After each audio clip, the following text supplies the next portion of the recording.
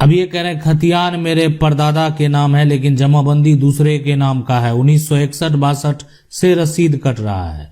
वह offline register 2 में यहाँ पर देखा, उसमें जो है ना प्राधिकार कॉलम खाली है और ये जो केस नंबर तथा तारीख भी नहीं लिखा है। उसके पास कोई रजिस्ट्री पेपर नहीं है, तो क्या करें? देखें, हम स्पष्ट तरीके से आपको बता दें कि अगर आपके पूर्वज के नाम से जमीन का खतियान दर्ज है, यानी ये जो कागजात होता है ना खतियान, जिसमें भूमि का पूरा इंफॉर्मेशन मौजूद होता है कि इसमें जो व्यक्ति का नाम दर्ज है, आपके दादा का नाम दर्ज है, आपके परदादा का नाम दर्ज है, आपके दादी का नाम दर्ज है, आपका जो पिता का नाम दर्ज है, तो जितने वंशज होंगे घर में, बेटा हो बेटी हो, सभी क्या है? उत्तराधिकारी हैं, सभी कानूनी तौर पर हकदार हैं। तो खतियान मेरे इनके परदादा के नाम है, यानी ये जो कागजात अब देख रहे हैं, इस कागजात में यहाँ पर परदादा का नाम है, लेकिन जमाबंदी दूसरे के नाम हो गया। ये कैसे संभव है?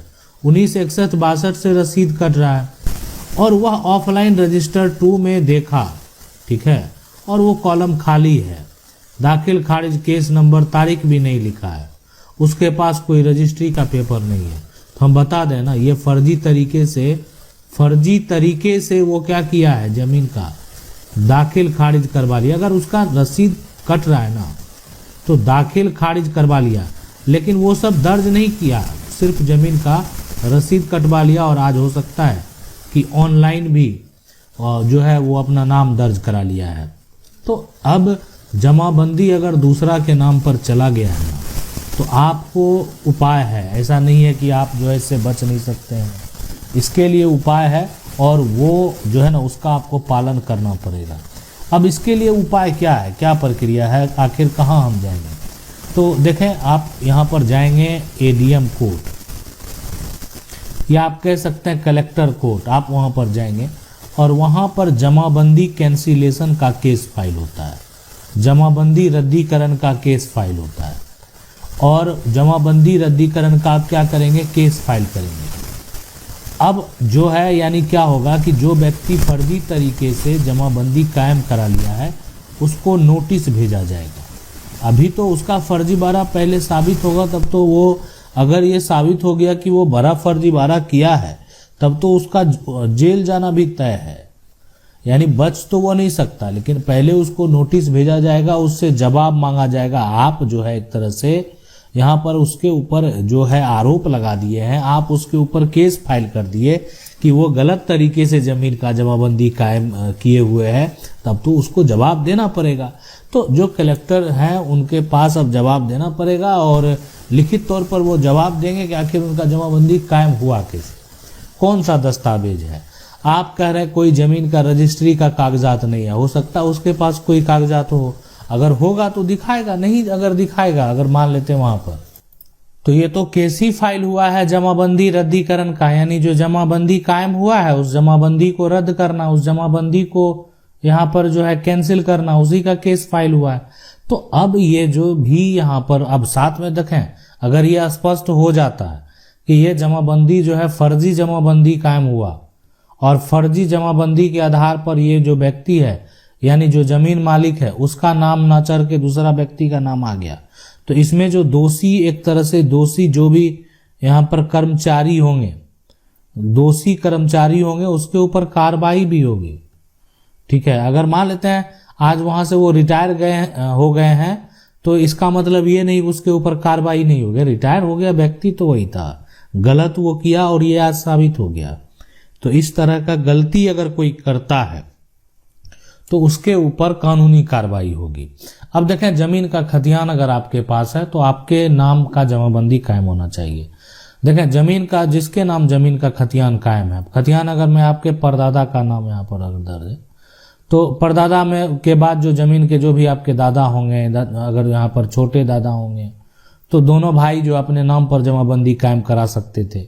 उसके बाद जितने भी उत्तराधिकारी हैं, आपके पिता हैं, आपके चाचा हैं, है ना, ये और भी अगर चाचा हैं, तो वो सभी जो है एक तरह से जमीन का जमाबंदी अपने नाम पर कायम करवा सकते थे। और इसलिए कि सभी लोग आपस में जमीन का बंटवारा करते, जमीन का पंचनामा बनवाते और जमीन जो है अपने नाम पर करवा लेते, ये पूरा प्रक्रिया होता। और इसी प्रकार से अगर आपका भी कोई समस्या है तो आपको घबराने की जरूरत नहीं है, यानी हम आपके सवाल का जवाब देंगे, आपको बताएंगे आपको क्या करना है, कौन सा तरीका आपके लिए सही है, आपके साथ जो समस्या हुआ है उसमें आपको क्या फॉलो करना चाहिए। यहाँ पर जैसे जमाबंदी रद्दीकरण के लिए आप कहीं कहीं जाकर आवेदन देंगे, कहीं पर जाकर आप गलत जगह केस दर्ज करा देंगे, उससे आपका पैसा बर्बाद होगा, समय बर्बाद होगा। आखिरकार किनको पावर है? ये जमीन का खतियान रद्द कराने की तो बात नहीं हो रही है, बात हो रही है जमीन का जमाबंदी को कैंसिल कराने की। तो हम आपको बताएंगे आखिरकार आपको क्या करना है, आपका समस्या का हल कैसे निकलेगा, आप क्या फॉलो कर सकते हैं। तो आपको क्या करना, आपको कमेंट बॉक्स में जाना, अपना समस्या लिखना है, बताना है कि आखिरकार जो है आपका समस्या क्या है, कब से है, कितने साल से है, और ये भी स्पष्ट कर दें कि आखिरकार जो है शॉर्ट में कि आपका विवाद जो है किस राज्य का है। इसलिए कि हम आपको इसलिए ये पूछ रहे हैं कि हर राज्य के लिए अगर बात करें, बिहार हो, उत्तर प्रदेश हो या झारखंड हो, उड़ीसा हो, मध्य प्रदेश हो, तो जो यहाँ पर राज्य है ना, कुछ राज्य के भी जो कानून है उसमें कुछ ना कुछ जो है अंतर होता है, लेकिन हमारे देश का जो कानून है वो सबके लिए एक है। अब किसी राज्य में अगर राज्य सरकार के द्वारा वहाँ एक अलग नियम बना दिया गया, किसी राज्य में राज्य सरकार के द्वारा जो नियम कानून है वो लागू कर दिया गया कि नहीं, यहाँ पर इस बात को भी फॉलो किया जाना, वो भी हम आपको बताएंगे। अगला जो मामला है ना, मामला पूरा है 1985 से कायम करा लिया है फर्जी जमाबंदी, और उस टाइम पेपर नहीं मिला, जमाबंदी कैंसिल नहीं करा पाए। अब पेपर मिल चुका है तो क्या कैंसिल जो है नहीं करा सकते? देखें, जमाबंदी अगर फर्जी हो, जमीन का जो जमाबंदी है ना, ये हम पहले बता चुके हैं, जमीन का जमाबंदी अगर फर्जी हो, ठीक है, अब ये 1985 से कायम है किसी का, उस टाइम पर पेपर आपको नहीं मिला, आज पेपर मिला है, तो आज अगर पेपर मिला है आपका, एक तरह से आपको, आप पेपर निकाले और इसका साक्ष्य होगा, पेपर आप घर में मिला या पेपर का आपने नकल निकाला, जो भी कागजात है। अब जमाबंदी कराने वाला कौन है ये भी मायने रखता है। जमाबंदी कराने वाला परिवार का सदस्य है, हिस्सेदार है। जमाबंदी कायम कराने वाला आखिरकार कोई अन्य लोग है जिसका आपकी संपत्ति, आपकी प्रॉपर्टी से कोई लेना देना नहीं है। अब देखें, परिवार के सदस्य में क्या होता है कि ये पूरी जमीन है, अब ये आधा हिस्सा परिवार का है, अब वो उन्होंने आधा शेयर ही कराया, और ये आधा शेयर पर वो अभी वर्तमान में कायम भी हैं और ये उनका कब्जा भी है, यानी दखल में भी है उनका। तो ऐसे सिचुएशन में इस तरह का जमाबंदी पर ऑब्जेक्शन लगाना इतना आसान नहीं होता। इसलिए देखें, कल को ठीक है आपको आपत्ति है परिवार के बंटवारे को लेकर, तो आप जाकर बंटवारा सूट कर सकते हैं, लेकिन ये इस तरह का जमाबंदी को आप जो है रद्द नहीं करवा सकते, इसलिए कि वैसी जमाबंदी जिस पर आपके परिवार के सदस्य जो है वर्षों से कायम भी है और उनका जमाबंदी जो है एक तरह से उतना ही जमाबंदी कायम किया गया जितना उनका हक बनता है, लेकिन आपको लगता है कि ये अधिक हक ले चुके हैं, इनका जो शेयर उतना नहीं होना चाहिए, या आपकी हिस्से की जमीन को जो है अपने नाम करा लिए और आपकी जमीन को बेच दिए, तो ये सारा जो है मामला यानी सिविल कोर्ट में जाएगा। अन्यथा अगर ये जमाबंदी है, फर्जी जमाबंदी अगर कोई कायम करा लिया है, तो इसको रद्द करवाने के लिए आप जिला कलेक्टर के पास जा सकते हैं, आप एडीएम कोर्ट जा सकते हैं और जमाबंदी म्यूटेशन कैंसिलेशन का केस, जमाबंदी कैंसिलेशन का केस आप जो वहां पर फाइल कर सकते हैं। अब इसको करने के लिए जो है आप किसी वकील से संपर्क करेंगे और उनको जो कागजात आपको मिला है वो कागजात दिखाएंगे, बताएंगे कि ये कागजात आपको मिला है और जो कागजात आपको मिला है उस आधार ये जमाबंदी कायम नहीं होना चाहिए, जमाबंदी कैंसिल होना चाहिए। अगर ये उस कागजात के आधार पर जमाबंदी कैंसिल लगेगा नहीं आपके वकील को कि नहीं ये जो कागजात आपको आज मिला है वो उसके आधार पर जमाबंदी कैंसिल संभव है, तो वो जमाबंदी कैंसिल हो जाएगा। आगे सवाल जो है ये कह रहे हैं, सर आप ये बताएं कि मेरे बाबा के नाम से सारा जमीन है और सारे लोग वगैरह में कोई जो है और बंटवारा सही ढंग से या बराबर नहीं हुआ है, किसी के पास जो है ऑनलाइन रसीद नहीं है और उस पे अपने भाई के जमीन के ऊपर जो है 44 लगा सकता है।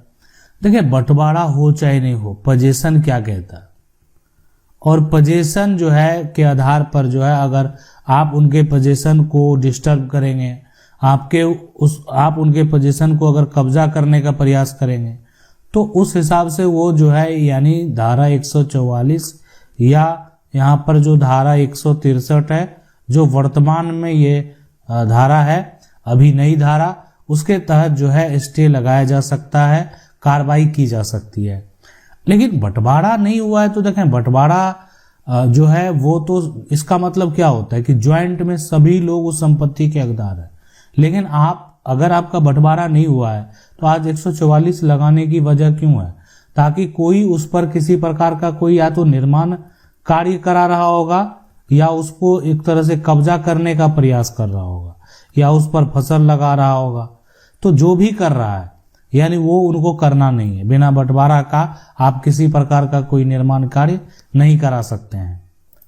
अगला सवाल है 5 डिसमिल पर्चा का जमीन है, किसी दूसरे के नाम से पर्चा है। मैं इस जमीन पर 40 सालों से घर बना कर रह रहा हूं। पर्चाधारी ने मुझे 50 रुपये स्टाम्प में लिखित दान दिया था। रसीद मैं अपने नाम से करवाना चाहता हूं, उपाय बताएं। देखिए, हम आपको ये स्पष्ट तरीके से बता देते हैं।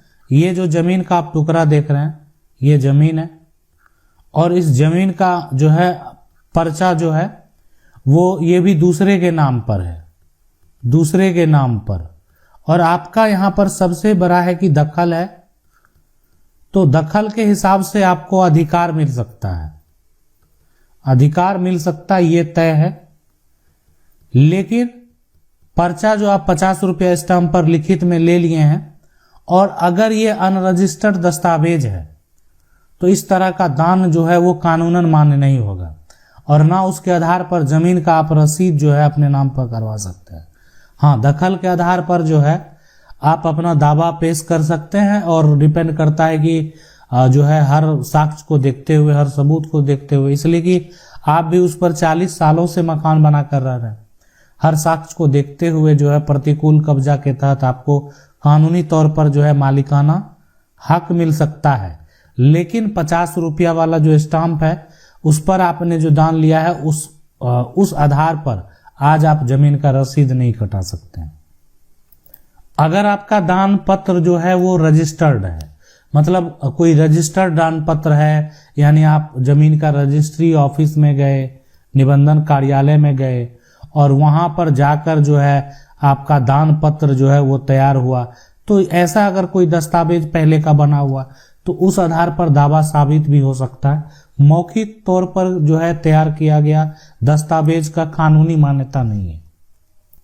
अगला सवाल है, I am facing such problem, I have given application to ADM for the यहाँ पर last 2 year, CO help the people with the fake जमाबंदी एंड गॉट इट। देखें, हम आपको बता दें, अगर कोई भी अंचल अधिकारी के द्वारा जो है फर्जी जमाबंदी वाले को वो प्रोटेस्ट करते हैं या फर्जी जमाबंदी जो है उन्होंने अगर कायम किया है तो एक बार आप अपने साक्ष्य के आधार पर जो है ना, साक्ष्य जो है के जो है आधार पर आप जो है आप एक बार एडीएम कोर्ट में जो है एडीएम कोर्ट में अपने वकील के माध्यम से आप आवेदन दिए, सुनवाई नहीं हुआ, वकील के माध्यम से जो है माध्यम से आप केस फाइल करेंगे और इसमें जो है ना जो जमाबंदी गलत तरीके से जो है सीओ के द्वारा किया गया है उसके साथ साथ आप जो है सीओ की भी शिकायत करेंगे, यानी सीओ की भी यहाँ पर जो है शिकायत जो है आप करेंगे और ताकि स्पष्ट तरीके से बताएंगे किस तरीके से जो है गलत तरीके से जमाबंदी जो है वो कायम किया गया है। अगर फर्जी जमाबंदी कायम हुआ है और ये साबित होता है कि जमीन का फर्जी यहाँ पर जो है जमाबंदी कायम हुआ है तो ऐसे सिचुएशन, ऐसे कंडीशन में जो है उनके ऊपर भी कार्रवाई होगी।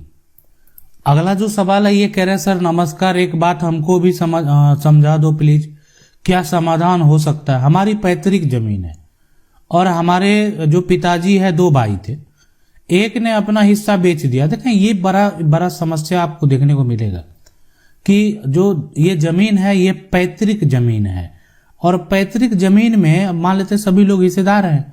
अब इनके जो पिता थे 2 भाई थे, ये तो जमीन, ये भी जमीन है और ये भी जमीन है, तो अब एक ये जो है ना ये बेच दिया गया। अब ऐसे आप समझ लें बेच दिया गया।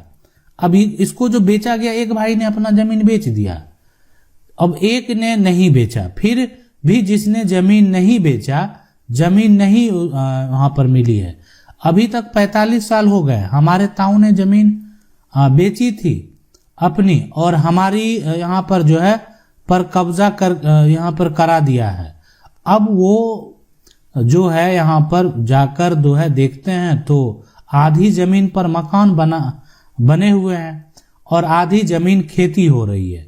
जो खेती कर रहा है उसने कहा कि भाई हमारी जमीन है, तो वह जो कह रहे कि हमारी की है कि हमने तो खरीदा है इसको, जिसमें कि उसकी लगान वाली रसीद हम ही जो है कटवाते हैं, और वो कह रहे कि तुम्हारी जमीन पर मकान यहाँ पर जो है बन गया है। अब मकान भी 40-50 साल पुराना, तो इसमें क्या हम कर सकते हैं। देखें, अगर आप मकान को हटवाना चाहते हैं और ये चाहते हैं कि ये मकान टूट जाए, तो ये मत सोचिए कि मकान नहीं टूटेगा। अगर आप चाहते हैं मकान टूटना, मकान टूटेगा। अगर कोई घर बना लिया है आपकी जमीन पर, ये जमीन ये कोई खरीदा है ना, तो आपका शेयर पर कैसे, जो जमीन का कागजात कहता है, अब जिसको इतनी समझ नहीं है कि कागजात जो कहता है, अगर वो कागजात जो होगा, जमीन का जो केवाला होगा और उस केवाला में जो लिखा होगा, जितना एरिया लिखा होगा, केवाला में जो जमीन का पोजीशन लिखा होगा, उससे वो जो है वहीं तक जो है जमीन पर कब्जा कर सकता है, वहीं पर जमीन, उसी जमीन पर मकान बना सकता है। तो ये हो गया। और साथ में हम आपको बता दें कि ये सारा जो व्यक्ति जो मकान बना लिया है, गलत जगह पर बना लिया है, तो आपका दावा जो है उसका घर को ध्वस्त करवा सकता है अगर वो गलत जगह पर बना लिया होगा तो। लेकिन इसके लिए जो है आपको कानूनी जो है प्रक्रिया करना पड़ेगा। अब कानूनी प्रक्रिया में जो है ये आपको जो है एक तरह से अपना पोजीशन प्राप्त करने के लिए सिविल सूट के जो है फाइल करना पड़ेगा, है ना, सिविल सूट फाइल करना पड़ेगा। और आपका जो पोजीशन है, रिकवरी पोजीशन का केस फाइल करना पड़ेगा। आपको सिविल कोर्ट में जो है टाइटल का दावा करना पड़ेगा। और साथ में अवैध रूप से जो व्यक्ति है आपके जमीन पर कब्जा किया है, उस सभी को नोटिस देना होगा। अब वो जाकर जवाब देंगे कि हम जमीन खरीदे हैं, तो जो खरीदे हैं उसी जमीन पर आप मकान बना सकते हैं, और जो जमीन को आप खरीदे नहीं उस पर आप मकान नहीं बना सकते। तो अगर उस पर आप बना लिए हैं तो बहुत बड़ा गलती कर चुके हैं, और अगर ये ऐसा आप कर लिए हैं तो आपको बड़ा समस्या जो है वो झेलना पड़ेगा। अगला जो सवाल है, 3 भाई के नाम की जमीन एक भाई से जो है लिखा लिया। अब मान लेते हैं 3 भाई का नाम का जमीन है, एक भाई से लिखा लिया था, है ना, बट उस जमीन पे जो है पार्टीशन सूट चल रहा था। कोर्ट जो है उसका केवाला कैंसिल कर दिया, तब उसने फर्जी जमाबंदी कायम करा लिया। उसका कोई यहाँ पर आधार है, दबंग था इसलिए कुछ जो है कर नहीं पाए। अब क्या करें, अब क्या करना हम आपको बता दें। उसका केवाला जो कोर्ट कैंसिल किया था उसका कागजात होना चाहिए, ठीक है, और वो कागजात जो है कोर्ट के द्वारा जो कैंसिल किया गया, उस कागजात का अब कहेंगे कि नहीं कर पाए, अब ये मामला 20 साल पुराना है ना, तो 20 साल पुराना है तो एक बार हो सकता और कोर्ट जाना पड़े, लेकिन जमीन वापस जरूर प्राप्त कर लेंगे, इतना तो तय है।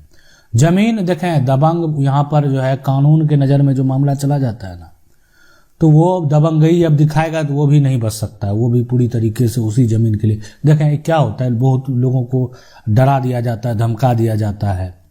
तो अब जमीन के लिए डरा दिया रहा है, धमका दिया जा रहा है कि हम दबंग हैं, लेकिन जो मामला कानून में चला गया, वो कानून में अगर वो गलत कर देता है तो अब वो है कि उस जमीन के लिए वो भी नहीं बच सकता। आप किसी के साथ मारपीट अगर करेंगे और ये साबित हो गया कि आपने मारपीट किया है तो आप भी नहीं बचेंगे। इसलिए ये समझना जानना बेहद जरूरी है। आज मजिस्ट्रेट के पास आवेदन जाता है, थाना के पास आवेदन जाता है, तो शांति भंग ना हो इसलिए उस पर धारा 144 धारा 163 लगा दिया जाता है। कारण इसीलिए कि विवाद नहीं हो, मारपीट नहीं हो, शांति बनाई रखे। और यहाँ पर उसके बाद जो है देखा जाएगा, दोनों का कागजात देखेंगे, उसके बाद निष्कर्ष होगा कि क्या आखिर विवाद का क्या वजह है। लेकिन यहाँ पर जो है इस तरह का धारा लगा दिया जाता है, आपको जो उल्लंघन करेगा उस पर ऊपर कार्रवाई करेंगे। अगर मान लेते हैं ये लगाने के बावजूद जो है कोई इस धारा का उल्लंघन करेगा तो उसके ऊपर कानूनी कार्रवाई होगी। तो कागजात जो है अगर आपके पास वैसा है जो कि केवाला को कैंसिल कर दिया था, उसमें सारा कुछ मेंशन है, तो उसका नकल आज आपको निकालना चाहिए। और उसके बाद देखें अभी क्या होगा कि अब जमाबंदी को हम रद्द करा रहे हैं। तो जमाबंदी रद्द कराने के लिए जो है यहाँ पर एडिशनल डिस्ट्रिक्ट जो है डिस्ट्रिक्ट मजिस्ट्रेट के पास आपको जाना पड़ेगा और एडिशनल डिस्ट्रिक्ट मजिस्ट्रेट जो है ही जमाबंदी को रद्द करेंगे। लेकिन देखेंगे, कागजात देखेंगे, अगर आपके पास साक्ष्य है वो साक्ष्य देखा जाएगा, सबूत देखा जाएगा। तो अब जो है एक बार जो है उनका आदेश जब आ जाएगा तो उस व्यक्ति का जमीन का जो जमाबंदी गलत तरीके से कायम करवाया वो जमाबंदी रद्द हो जाएगा। अगला सवाल है, सर मैं वादी हूं और प्रतिवादी के पास मेरा जो है यहाँ पर कोर्ट से नोटिस आ रहा है, फिर भी वह नोटिस लेने से जो है मना कर दिया है, 2 बार कोर्ट में उपस्थित नहीं हो रहा है, करीबन 3-4 बार नोटिस आ चुका है, क्या होगा? ये जमीन विवाद यहाँ पर देखें, यहाँ पर ऐसे मामले में इस कंडीशन में आपको जो है समझना चाहिए, आपको जानना चाहिए कि आप जो है वादी हैं और आपने केस जो फाइल किया, प्रतिवादी जो है यहाँ पर प्रतिवादी नोटिस नहीं ले रहा है ना, तो अब नोटिस वो नहीं ही ले, आपको कोई इससे जो है नुकसान नहीं है। एक वादी को अगर प्रतिवादी नोटिस नहीं लेता है कोई नुकसान नहीं है, आपके पक्ष में जो है ना आदेश जारी हो जाएगा, एक तरफा डिग्री आपके पक्ष में हो गया। अब अगर वो व्यक्ति प्रतिवादी फिर भी अपील नहीं किया तो उस डिग्री के आधार पर जो है आप एक्शन ले सकते हैं। लेकिन फिर बाद में जो है प्रतिवादी कहीं जाकर जो है अपील कर देता है समय के अंदर, है ना, समय के अंदर जो है कहीं आगे ऊपरी अदालत में उसको अपील में जाना होगा, वो सारा प्रक्रिया फिर जितना वो नोटिस नहीं लिया है करीबन 3-4 बार, उतना जो है ना उसको उससे अधिक भाग दौड़ अब करना पड़ेगा, यानी ताकि आपके पक्ष में जो आदेश आ गया है ना उसका पालन नहीं हो जाए, इसलिए उसको रोकने के लिए। इसलिए होता है कि मान लेते हैं आपका निचली अदालत में जो है किसी का जजमेंट आ गया, अब निचली अदालत में अगर जजमेंट आ गया तो अगर वो सक्षम है और उसको भी लगता है कि नहीं अब जो है एक तरह से न्याय नहीं मिला हमको, हम अपने जगह पर सही है, तो लोग फिर ऊपरी अदालत जो है हाई कोर्ट में भी अपील करते हैं, सुप्रीम कोर्ट में भी अपील करते हैं। तो आगे अपील करने के लिए लोग जो है वो स्वतंत्र हैं। अगला सवाल है, मेरा जमीन का रजिस्ट्री हो गया लेकिन 2010 के बाद जो है रसीद नहीं कट रहा, उससे पहले कट रहा था, रजिस्टर में जो है ना 0 डिसमिल यहाँ पर जो है कर दिया, अब क्या होगा? तो देखें ये चीज क्या होता है कि जमीन का जो रजिस्ट्री है, ठीक है, रजिस्ट्री सबसे पहले जो है हो गया है और यहाँ पर 2010 के बाद 2010 में आपका रसीद कट रहा था और उसके जो है ना पहले कट रहा था और रजिस्टर में 0 डिसमिल किया गया है। तो देखें ये तो क्या होगा कि आप जो है आरटीआई लगाकर जो है आप इंफॉर्मेशन आप निकालेंगे, ठीक है। इंफॉर्मेशन किस बात का होगा कि आखिरकार आप जिस प्लॉट की बात कर रहे हैं उस प्लॉट का नंबर, प्लॉट नंबर, साथ में जिस खाता का वो प्लॉट है उस खाता का इंफॉर्मेशन में इस प्लॉट का इंफॉर्मेशन चाहिए इस खाते से, और जो क्षेत्र है जिस क्षेत्र से बिलोंग करते हैं। तो इसके लिए जो फॉर्म आता है, फॉर्म आप भरेंगे इंफॉर्मेशन निकालने का, और इसका जो है ना ये प्लॉट का पूरा इंफॉर्मेशन आप निकलवाएंगे। अब पूरा इंफॉर्मेशन आप निकलवाएंगे और उस इंफॉर्मेशन में क्या कहता है आखिरकार वो पूरी जानकारी होगी, और इसमें क्या होगा, स्पष्ट हो जाएगा कि आखिरकार इसमें 0 क्यों किया गया, किस वजह से 0 करने का कोई वजह तो होगा, तो आखिरकार 0 क्यों किया गया है, तो यह स्पष्ट हो जाएगा वहां पर कि 0 करने का वजह क्या है।